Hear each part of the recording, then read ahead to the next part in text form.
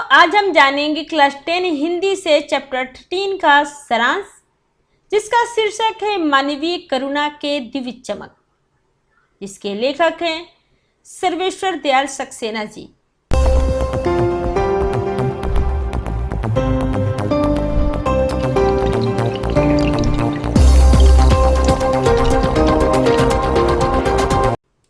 बच्चों, इस पाठ की शुरुआत करने से पहले हम कुछ लेखक के जीवन परिचय के बारे में जानेंगे। लेखक सर्वेश्वर दयाल सक्सेना जी, इनका जन्म 1927 यानी 1927 में जिला बस्ती उत्तर प्रदेश में हुआ। इनकी उच्च शिक्षा इलाहाबाद विश्वविद्यालय से हुई। अध्यापक, आकाशवाणी में सहायक प्रोड्यूसर, दिनमान में उप संपादक और पराग के संपादक रहे। ये बहुमुखी प्रतिभा के साहित्यकार थे। सन 1983 यानी 1983 में इनका आकस्मिक निधन हो गया। इनकी कविता संग्रह है काठ की घाटियाँ, कुआनो नदी, जंगल का दर्द और खूंटियों पर टंगे लोग। उपन्यास है पागल कुत्तों का मसीहा, सोया हुआ जल। कहानी संग्रह है लड़ाई। नाटक है बकरी। बाल साहित्य है भो भो खो खो, बतूता का जूता, लाख के नाक। और लेख संग्रह है चर्चे और चरखे। बच्चों, प्रस्तुत पाठ में लेखक ने फादर बुल्के के जीवन का चित्रांकन किया है। फादर बुल्के का जन्म बेल्जियम के रेम्स चैपल में हुआ था। वे इंजीनियर की पढ़ाई छोड़ने के बाद पादरी बनने की विधिवत शिक्षा ली। भारतीय संस्कृति के प्रभाव में आकर भारत तो आ गए।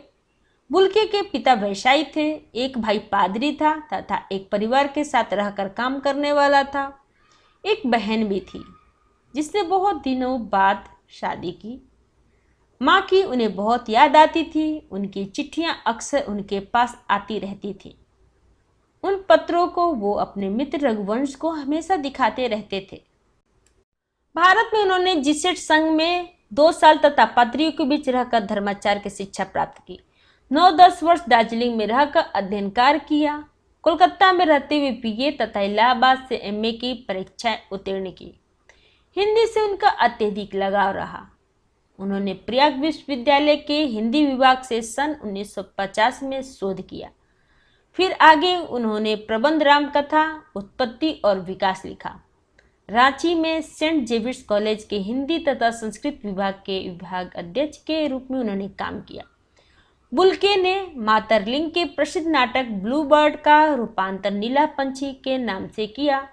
बाइबिल का हिंदी अनुवाद किया तथा एक हिंदी अंग्रेजी कोश भी तैयार किया।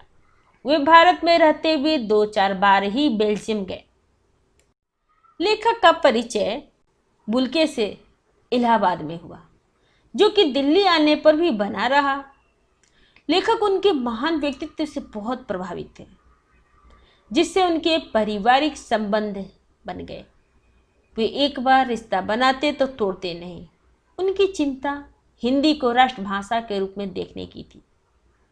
वे हिंदी भाषियों को ही हिंदी की उपेक्षा करने पर झुंझलाते और दुखी हो जाते थे। लेखक के पत्नी और बेटे की मृत्यु पर बुल्के द्वारा सांत्वना देती हुई पंक्ति ने लेखक को अनोखी शांति प्रदान की। फादर बुल्के की मृत्यु दिल्ली में जहरबाद से पीड़ित होकर हुई।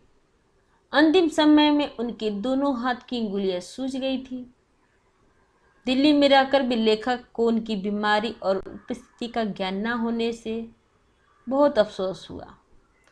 18 अगस्त 1982 की यानी 18 अगस्त 1982 की सुबह 10 बजे कश्मीरी गेट निकलसन कब्रगाह में उनका ताबूत एक नीली गाड़ी से रघुवंश जी के बेटे परिजन राजेश्वर सिंह और कुछ पादरियों ने उतारा और अंतिम छोर पर पेड़ों की घनी छाया से ढके कब्र तक ले जाया गया।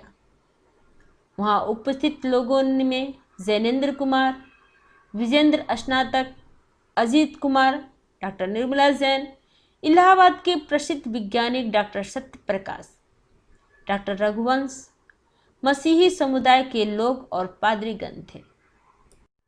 फादर बुल्के के मृत शरीर को कब्र पर लिटाने के बाद रांची के फादर पास्कल तोयना ने मसीही विधि से अंतिम संस्कार किया और सबने श्रद्धांजलि अर्पित की। लेखक के अनुसार फादर ने सभी को जीवन भर अमृत पिलाया, फिर भी ईश्वर ने उन्हें जहरबाद द्वारा मृत्यु देकर अन्याय किया। लेखक फादर को ऐसे सघन वृक्ष की उपमा देते हैं जो अपनी घनी छाया, फल फूल और गंध से सबका होने के बाद भी अलग और सर्वश्रेष्ठ थे। बच्चों, अब हम इस पाठ के कुछ कठिन शब्दों के अर्थ जान लेते हैं। जहरबाद मतलब गैंग्रीन, एक तरह का जहरीला और कष्ट साध्य फोड़ा। देहरी मतलब दहलीज। नीलप्रीत मतलब आसक्ति रहित जो लिप्त न हो। आवेश मतलब जोश। रूपांतर मतलब किसी वस्तु का बदला हुआ रूप। अकट मतलब जो कटे न सके। बिरल मतलब काम मिलने वाला। करील मतलब झाड़ी के रूप में उगने वाला एक कटीला और बिना पत्ते का पौधा। गौरिक वसन मतलब साधुओं द्वारा धारण किए जाने वाला गेरुआ वस्त्र। श्रद्धानत मतलब प्रेम और भक्ति युक्त पूज्य भाव।